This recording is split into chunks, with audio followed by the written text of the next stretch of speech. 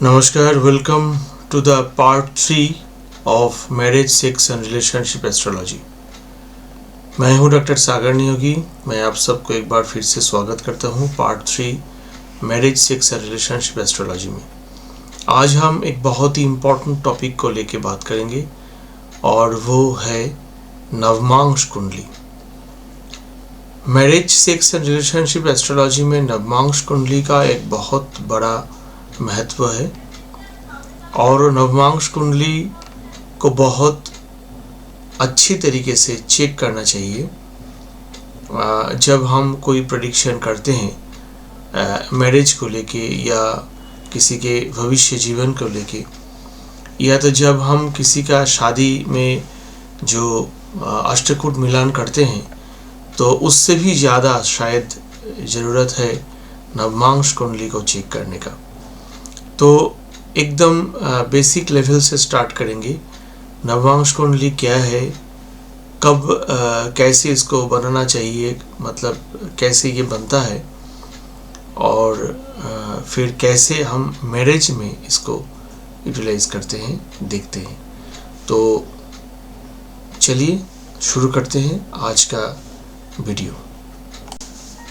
तो नवमांश कुंडली क्या है, जब हम सब जब जन्मे थे उस समय हमारा बार्थ चार्ट जो है वो है यूनिवर्स का एक स्टिल फोटो। हम जहाँ पर जन्मे वहाँ से जो टोटल ये जो ज़ोडियाक है 360 डिग्री का, ये टोटल ज़ोडियाक में कौन से प्लैनेट्स कहाँ कहाँ पर है, हमसे इनका क्या डिस्टेंस है, और ये प्लैनेट्स जो है वो कौन सी राशि में पड़ता है। आप जानते हैं 360 डिग्री का ज़ोडियाक में 12 राशि रहता है या 12 साइन रहता है, और जो प्लैनेट्स जो हम यहाँ पर कंसिडर करते हैं वो प्लैनेट्स कहाँ पर है उसके ऊपर हमारा बार्थ चार्ट होता है। अब हर एक जो राशि है 30 डिग्री का, 12 राशि 360 डिग्री का, ये विश्व ब्रह्मांड या ज़ोडियाक, ये जो 30 डिग्री का जो राशि है इसको अगर 9 पार्ट में डिवाइड करें तो नवमांश मतलब नवम अंश, तो एक एक जो 9th जो डिवीजन होता है राशि का वो होता है नवमांश।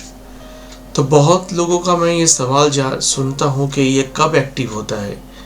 ये एक्टिव जन्म से ही है। जब से हमारी जन्म कुंडली एक्टिव है तब से हर एक डिविजनल चार्ट और जो बाकी जितने चार्ट्स हैं सब तब से ही काम चालू करते हैं। ये कोई स्पेशल कोई इवेंट नहीं होता कि उसके बाद से ये एक्टिव होता है। ये एक्टिवेशन का जो बातें हैं एक्चुअली ये लाल किताब का थीम है। लाल किताब से ये आता है कि कौन से प्लैनेट्स कहाँ पर कब एक्टिव होगा, एक्टिवेशन एज क्या है। लेकिन जो वैदिक एस्ट्रोलॉजी है, जो पराशरी एस्ट्रोलॉजी है, उसमें ये ऐसा कुछ एक्टिवेशन एज का ऐसा कुछ खास बात नहीं है। जन्म से मृत्यु तक जो हमारा बार्थ चार्ट में जो हर एक प्लैनेट है वो एक्टिव रहता है, और जन्म कुंडली या जो डिविजनल चार्ट्स हम जितने बनाते हैं सभी एक्टिव रहता है। तो ऋषि पराशर ने षोडश बर्गा उन्होंने चेक करने के लिए बोला था। जब कोई प्रेडिक्शन करेगा तो षोडश बर्गा को प्रेडिक्शन में लाना होगा, यानी बहुत से वर्ग कुंडली का उन्होंने यहाँ पर यूटिलाइज करने के लिए बोला था। तो ये अलग चर्चा है, लेकिन सबसे इम्पोर्टेंस उन्होंने दिया था, आप जानते हैं, नवमांश कुंडली को। तो नवमांश कुंडली में एक्चुअली कैसे डिविजन्स होता है, एक बार हम स्लाइड से इसको देखते हैं। देखिए, एक राशि है 30 डिग्री का, तो 30 डिग्री को अगर हम 9 पार्ट में डिवाइड करें तो हर एक पार्ट होता है 3 डिग्री और 20 मिनट। तो नवमांश जो होता है, एक राशि को अगर हम 9 पार्ट में डिवाइड करें तो फर्स्ट जो नवमांश आएगा वो आएगा 0 डिग्री से 3 डिग्री 20 मिनट का। जो दूसरा नवमांश आएगा वो आएगा 3 डिग्री 20 मिनट से 60 डिग्री 40 मिनट तक। जो तीसरा नवमांश आएगा वो आएगा 6 डिग्री 40 मिनट से 10 डिग्री। चौथा जो आएगा 10 डिग्री से 13 डिग्री 20 मिनट। पांचवा जो आएगा 13 डिग्री 20 मिनट से 16 डिग्री 40 मिनट। छठा जो आएगा 16 डिग्री 40 से 20 डिग्री। सातवां जो आएगा 20 डिग्री से 23 डिग्री 20 मिनट। आठवां 23 डिग्री 20 से 26 डिग्री 40। और नववां जो आएगा वो आएगा 26 डिग्री 40 से 30 डिग्री। तो 3 डिग्री 20 मिनट करके एक अंश है, नव अंश है, इसलिए नवांश हो गया, नवमांश हो गया, नवम अंश। तो डिविजनल चार्ट जो है वो हम जानते हैं कि एक राशि को या हमारे बार चार्ट जो है उनको हम अगर बहुत बारीकी से उसको समझे, बहुत माइक्रोस्कोपिकली उसको देखें, तो डिविजनल चार्ट्स तैयार होता है। तो नवमांश कुंडली जो है एक राशि को 9 पार्ट में डिवाइड करके नवम अंश को लेके, नए अंश को लेके जो कुंडली बनाया जाता है उसको नवमांश कुंडली बोलते हैं। एक बार देखते हैं सबसे पहले कि यहाँ ये किस पे यूटिलाइज कहाँ से होता है। देखिए, ऋषि पराशर ने नवमांश को एक अल्टरनेट बार चार्ट के रूप में देखने के लिए बोले हैं। तो इसमें क्या क्या देखते हैं हम? इसमें हम 7 चीज़ों को देखते हैं। सबसे पहला देखते हैं जनरल फॉर्चून, आदमी का भाग्य कैसा है, क्योंकि हम जानते हैं नवम भाव जो होता है कुंडली का वो भाग्य का होता है। तो D9 जो चार्ट है, हर एक राशि का जो नवम भाग है वो दर्शाता है कि व्यक्ति का ओरिजिनल भाग्य क्या है। जो बर्थ चार्ट में जो 9th जो भाव है वो तो व्यक्ति का भाग्य बताता ही है, लेकिन उसका भी अगर हम माइक्रोस्कोपिक रिसर्च करें, उसको भी अगर हम बहुत गहराई से देखें, तो उस राशि का जो 9th, हर एक राशि का जो 9th डिवीजन है वो 9th डिवीजन से हम क्या देखते हैं, नवमांश कुंडली का जन्म होता है। और वहाँ से सबसे पहले हम देखते हैं जनरल फॉर्चून। नंबर 2 देखते हैं मैरिटल हैप्पीनेस। नंबर 3 देखते हैं मेंटल हैप्पीनेस। नंबर 4 देखते हैं रिलीजियस रिजल्ट्स। नंबर 5 देखते हैं व्यक्ति का टेम्परामेंट। नंबर 6 देखते हैं डिस्पोजिशन। एंड नंबर 7 देखते हैं कैरेक्टर। तो नवमांश कुंडली से हम इतना कुछ व्यक्ति का देखते हैं। जैसे मैंने पहले आपको बताया कि नवमांश कुंडली को ऋषि पराशर ने जन्म कुंडली का अल्टरनेट बताया। जैसे कि अगर जन्म कुंडली 7 हमारे सामने जो दिखाई दे रहा है वो अगर है, तो उसके पीछे जो है, जो जैसे फिल्म का होता है, कोई एक्टर सामने एक्टिंग करता है, ड्रामा करता है, लेकिन पीछे करवाता है डायरेक्टर। तो डायरेक्टर हमेशा पीछे रहता है, लेकिन हम लोग एक्टर को तारीफ करते हैं, किंतु एक्टर अगर अच्छा कोई काम करे तो उसके पीछे डायरेक्टर है। वैसे एक्टर अगर बुरा करे तो उसके पीछे भी डायरेक्टर है। तो हमारा बार चार्ट कैसे हमको रिजल्ट दे रहा है, उसके पीछे नवमांश कुंडली है। वो एक प्लैनेट हमारे बार चार्ट में खराब है, दिख रहा है ये प्लैनेट खराब हो गया है, लेकिन अगर वो प्लैनेट नवमांश में अच्छी स्थिति में है तो वो प्लैनेट हमको खराब रिजल्ट नहीं देगा। ठीक अल्टरनेटली, अगर एक प्लैनेट हमारे जन्म कुंडली में बहुत अच्छा है, राजयोगकारी है, लेकिन नवमांश में जाके वो खराब हो गया, तो वो प्लैनेट हमको अच्छा फल देने का काबिल नहीं रहेगा। हो सकता है वो कुछ टाइम के लिए कोई अच्छा रिजल्ट कुछ कर दे, लेकिन अंत में वो हमको अच्छा रिजल्ट देने में सक्षम नहीं होता। तो एक बार फॉर्मेशन पहले एक बार देखते हैं कि कैसे हम नवमांश कुंडली का प्रिपरेशन करें, क्योंकि बार चार्ट से नवमांश कुंडली का प्रिपरेशन बहुत कठिन, ये एक ऐसा मानना है कि डिविजनल चार्ट्स का प्रिपरेशन बहुत कठिन है। कठिन नहीं है, एकदम सरल है। आप एक सिस्टम को एक बार देखेंगे तो आप ज़िंदगी भर हम हमेशा इसको कर पाएंगे। और आज तो सॉफ्टवेयर है, सॉफ्टवेयर कर देता है, लेकिन ऋषि मुनियों ने जब ये काम किए थे तब तो कोई सॉफ्टवेयर नहीं था, तो उन्होंने अपने आप में कैलकुलेशन करके ये सब जो डिविजनल चार्ट्स जो बनाए थे। तो हम एक बार कैलकुलेशन भी हम लोग जान लें ताकि हमको उसको सही तरह से प्रिडिक्ट करने में आसानी हो।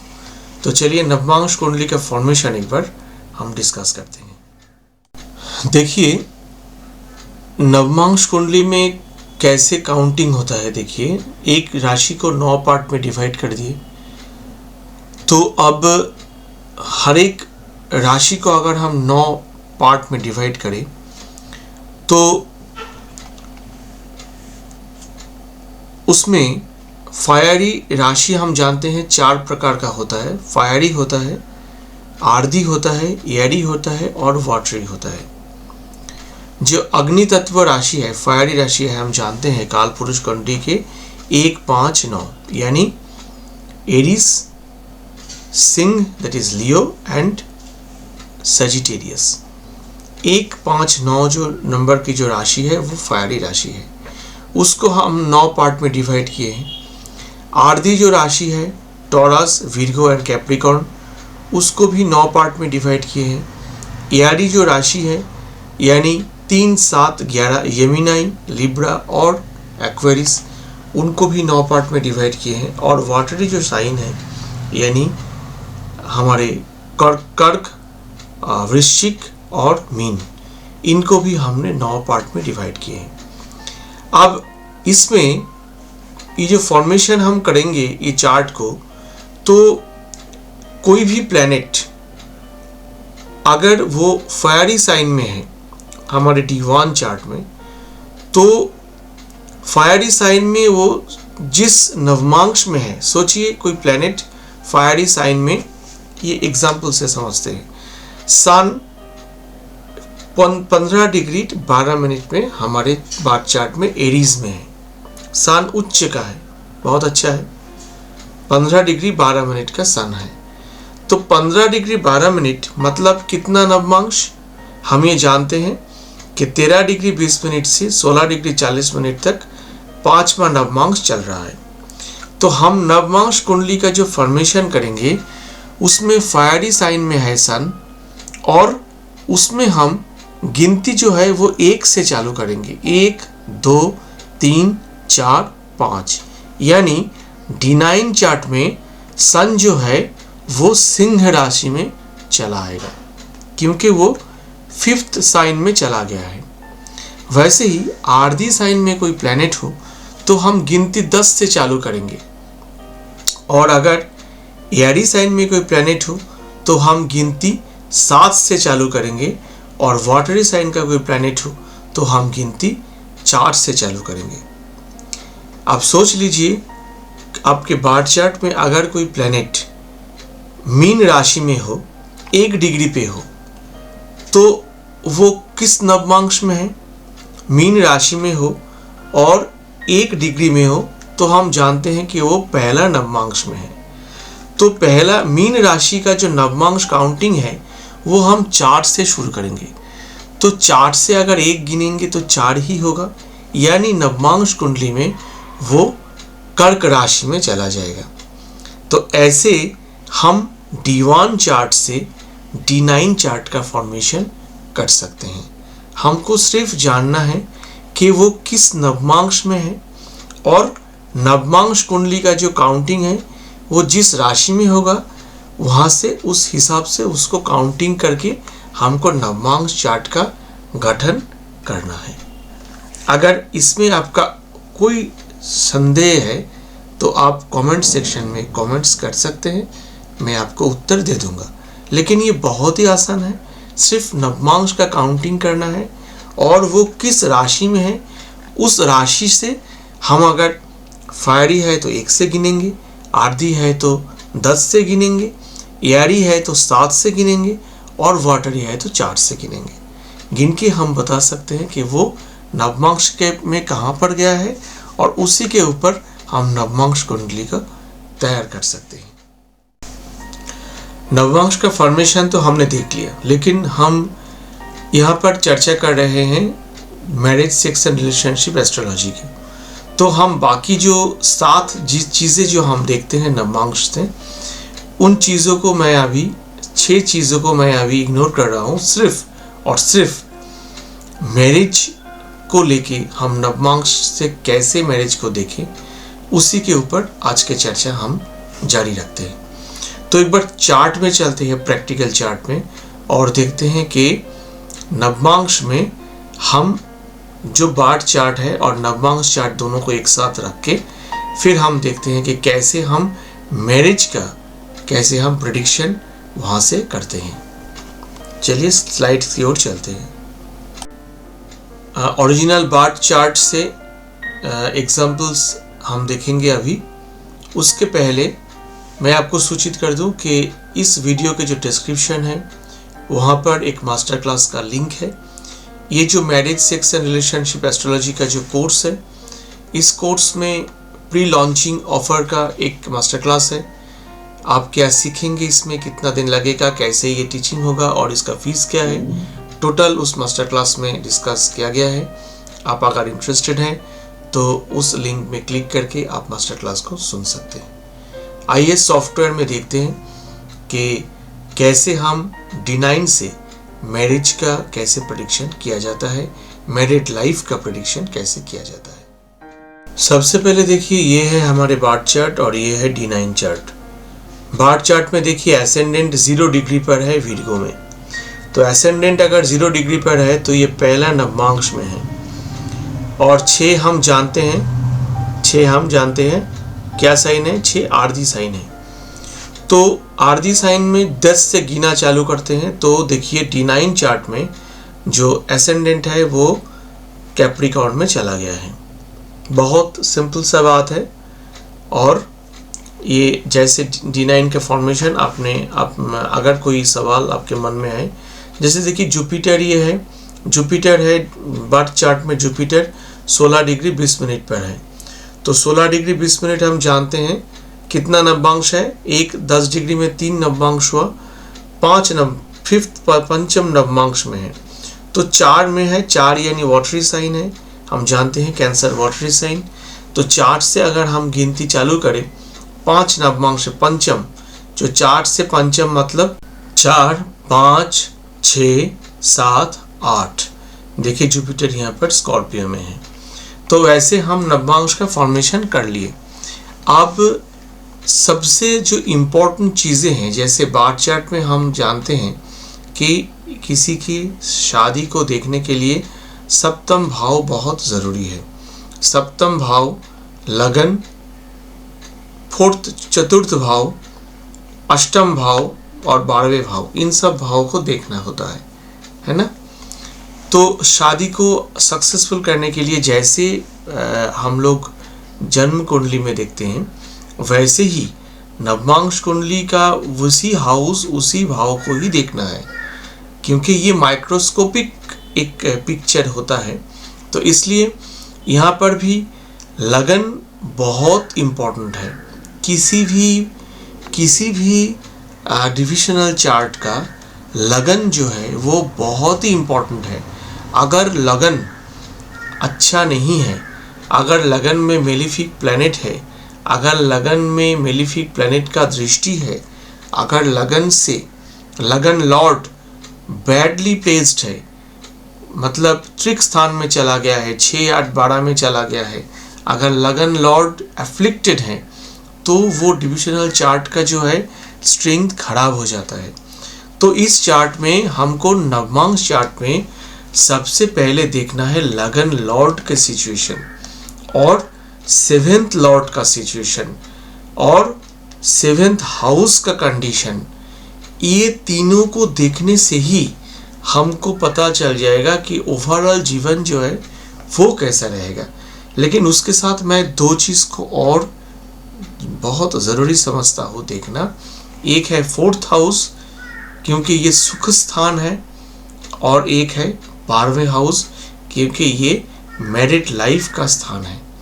तो D9 चार्ट में हम जब मैरिज को देखेंगे तो इंडिविजुअली एक बार चार्ट के जैसे इस चार्ट में भी हमको लगन देखना है, लगन लॉर्ड को देखना है, 7th हाउस देखना है, 7th हाउस लॉर्ड को देखना है, 4th हाउस देखना है, 4th हाउस लॉर्ड को देखना है, 12th हाउस देखना है, 12th हाउस लॉर्ड को देखना है। ये सभी क्राइटेरिया अगर ज़्यादातर अच्छे हैं तो हम बोलेंगे मैरिटल लाइफ ओवरऑल अच्छा जाएगा। ये ज़्यादातर क्राइटेरिया अगर ख़राब है तो हम बोलेंगे मैरिटल लाइफ ओवरऑल व्यक्ति का अच्छा नहीं जाएगा, खराब जाएगा। नवमांश को लेके और एक बात बहुत इम्पोर्टेंट है, वीनस नवमांश कुंडली का एक बहुत बड़ा रोल प्ले करता है। तो वीनस का कंडीशन कैसा है नवमांश में, ये जानना भी बहुत ज़रूरी है। और हम जैसे जानते हैं कि काल पुरुष का जो है 2nd हाउस एवं 7th हाउस, दूसरे और 7वें भाव का स्वामी है वीनस।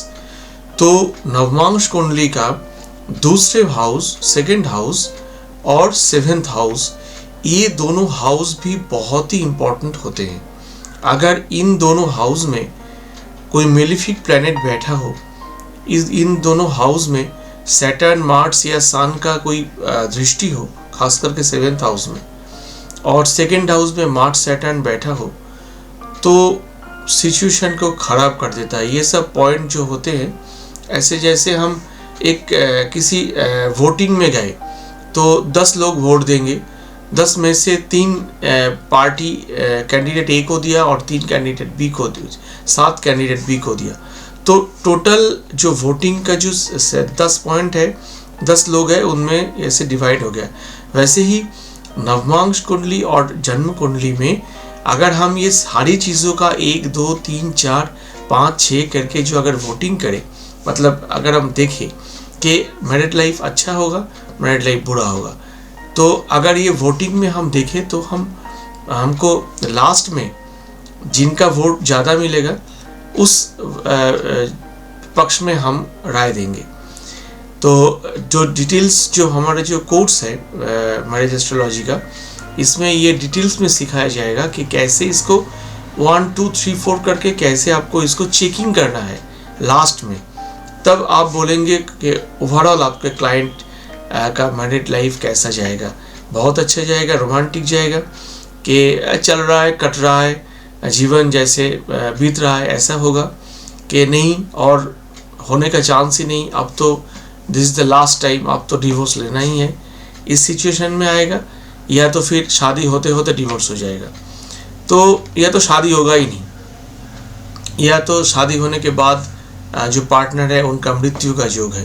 तो ये पॉइंट्स 1 2 3 4 5 6 करके आपको चेक करना है और चेक करके आपको बताना है। लेकिन नवमांश कुंडली का जो अगर हम स्पेशली बात करें तो यहाँ पर 2nd हाउस और 7th हाउस का बहुत बड़ा तात्पर्य है।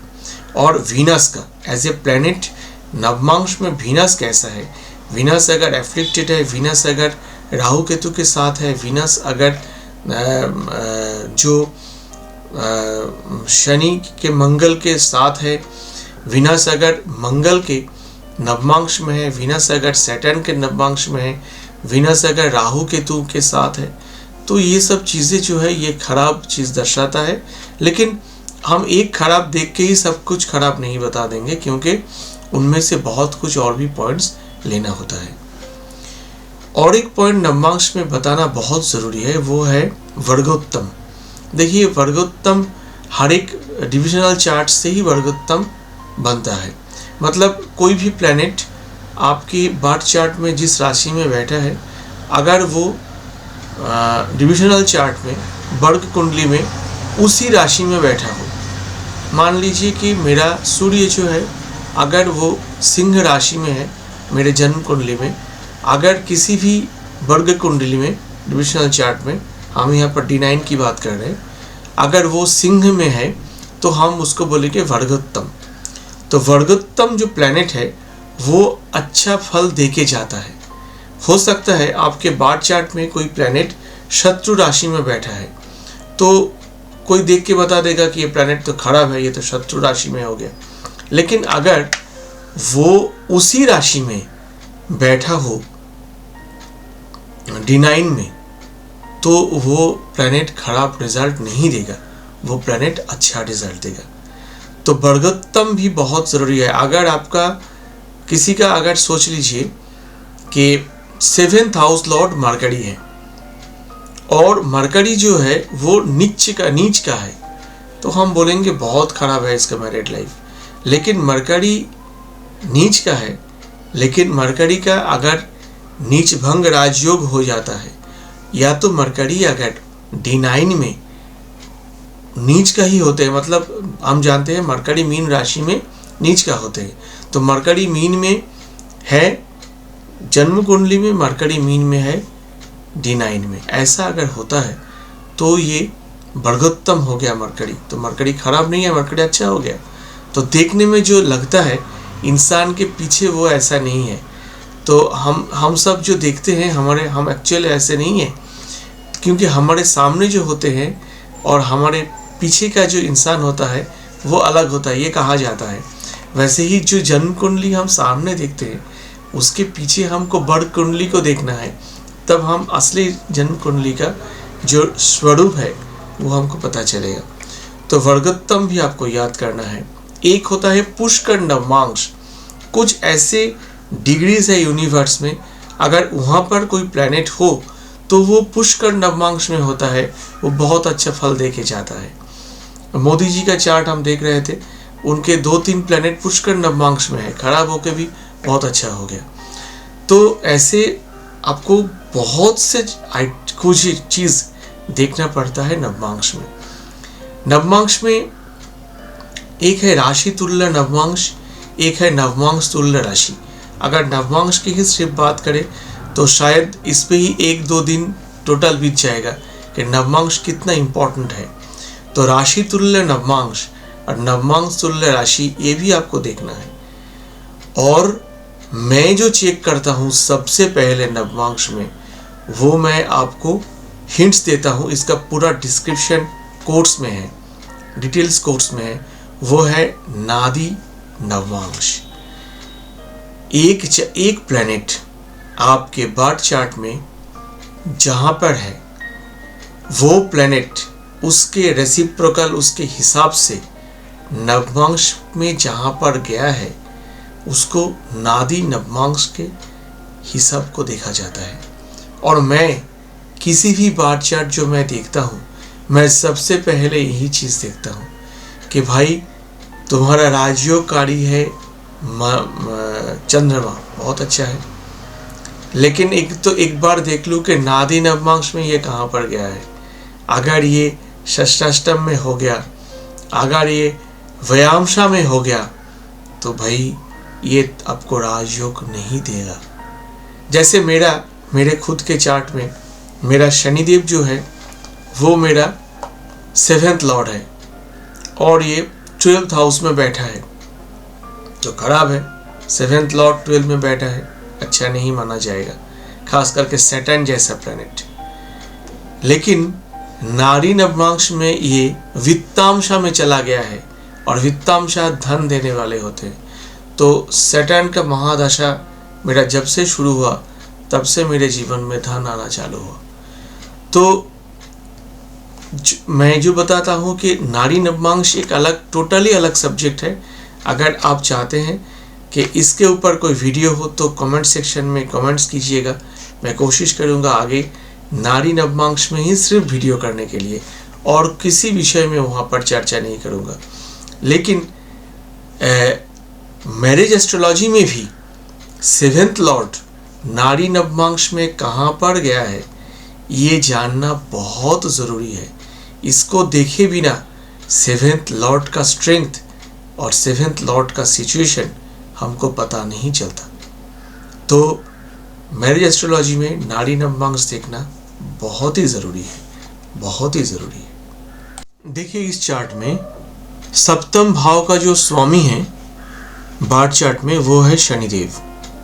मैं प्रश्न लिख के किया क्योंकि नाम नहीं दिखाना चाहता हूँ, इसलिए। शनिदेव है सप्तम भाव का स्वामी। शनिदेव D9 चार्ट में शनिदेव है छठे भाव में। तो ये जो 10वां जो भाव है, 10वां भाव का जो राशि है यहाँ पर है कैप्रिकॉर्न, और ये चला गया है जेमिनी में।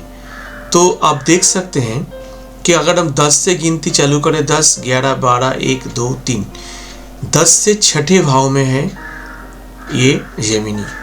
तो देख के ही पता चलता है कि इनका बहुत जल्द इनके जो पार्टनर होंगे, जो पति या पत्नी होंगे, उनसे इनका विच्छेद हो जाएगा, एक साथ नहीं रह पाएंगे। तो वैसे नाड़ी नवमांश से हमको ओवरऑल स्ट्रेंथ, ओवरऑल सिचुएशन का पता चलता है। अब नाड़ी नवमांश में अगर हम जो 7th लॉर्ड का, नक्षत्र लॉर्ड का सिचुएशन ले, या और भी गहराई में, और भी डीप में अगर हम जाए, तो 7th लॉर्ड है सैटर्न। सैटर्न का नक्षत्र लॉर्ड है यहाँ पर अश्विनी में है, तो केतु है नक्षत्र लॉर्ड।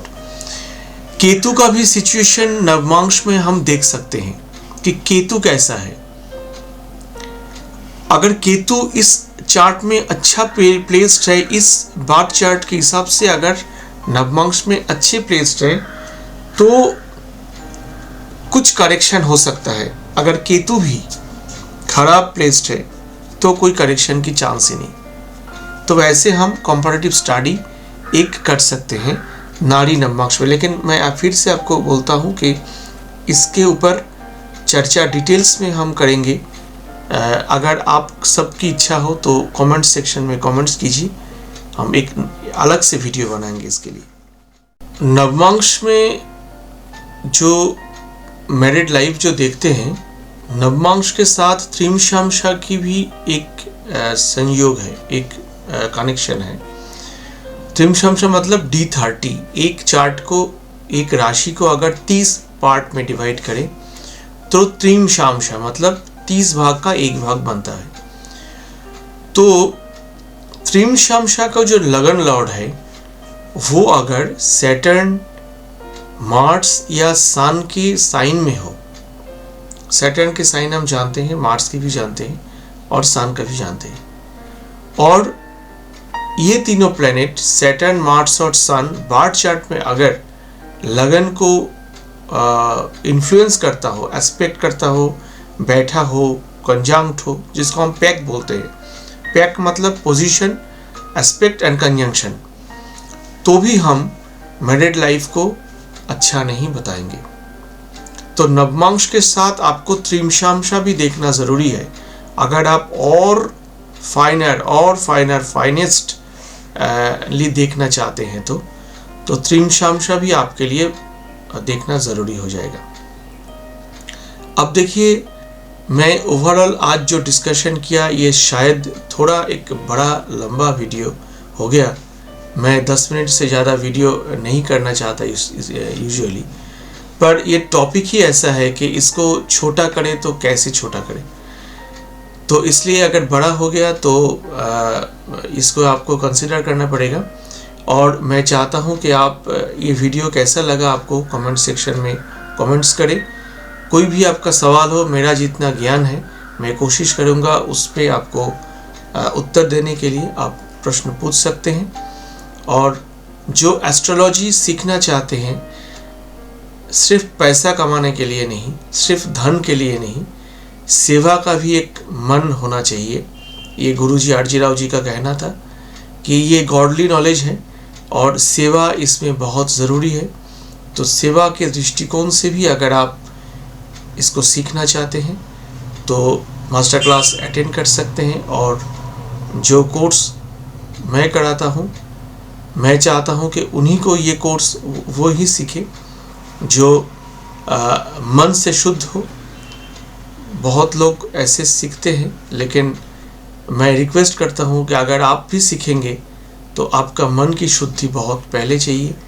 क्योंकि हम लोग, हमारे गुरुजी, हमारे जो जहाँ से मैं सीखा ये ज्ञान, ये स्पिरिचुअल एस्ट्रोलॉजी है, ये कॉमर्शियल एस्ट्रोलॉजी इसको मत बनाइए।